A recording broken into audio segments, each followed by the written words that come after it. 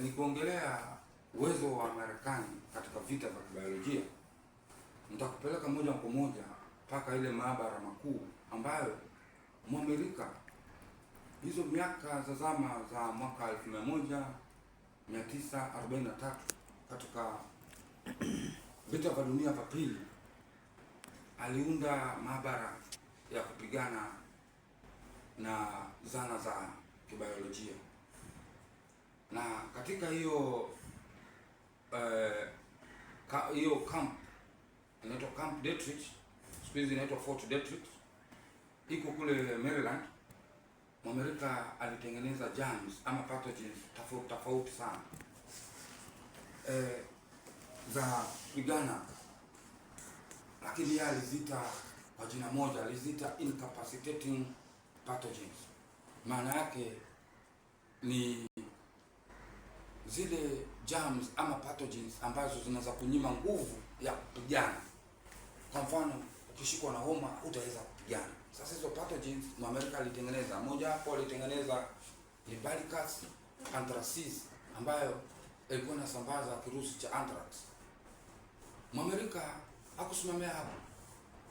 Alitengeneza pathogen nyingine inaitwa botulinum toxins. Hizi botulinum toxins ni toxins ambazo zilikuwa zinafanywa nini? Zinatolewa kwa faida na bakteria, ambayo bakteria yenyewe ni botulinum bacteria. Hiyo bakteria iko kazi yake ni kutoa hiyo, lakini hiyo chemical ama hiyo pathogen kazi yake kubwa ni kusimamisha nervous system ya mwanadamu, transmit signals kwa nerves. Kwa hivyo akiblock nerve system, it is another toxin, inaweza kublock kwa nerves usifunction vizuri. Botulinum bado inatumika na dada zetu na wazee wetu sana sana kwa mahospitali na kwa maduka za cosmetics. Nitafafanua kwa nini tena ni toxin, kwa nini inatumika. Ikiwa concentrated, ikiwa haijakuwa diluted, hiyo pathogen botulinum toxins ni mbaya zaidi, inasimamisha nervous system.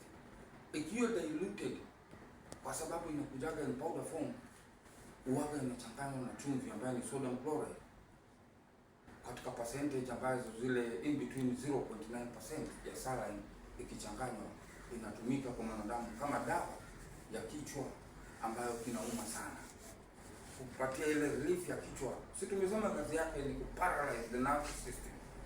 Sasa kama unaumwa na kichwa, unaweza pewa hiyo toxin ikiwa diluted, kwa sababu ukipewa ikiwa concentrated, nervous system zitasimama. Sasa kama kumassage kichwa chako, tunaweza kupea hiyo botulinum toxin tukiwa tumedilute na 0.9 saline ambayo sodium chloride, kisudi upone ile kichwa ambayo imekusumbua sana. Na hizo ni kama zile imepita, si fever tena ama si headache, imepita imeenda mpaka pale kwa migraine. Pia inatumika kwa cosmetics. Inaweza, kuna wale wazee wako na wrinkles kwa uso, hiyo kemikali pia unakuwa applied hapo to decide to better the facial of any human being, tukiwa lakini tumedilute. Sana sana utakuta madaktari wanazidilute mbele yako, lakini hutakiwi kutumia kabla hujafuata ushauri wa daktari. Kuna pathogen nyingine wa Amerika walitengeneza, ilikuwa inaitwa tularemia.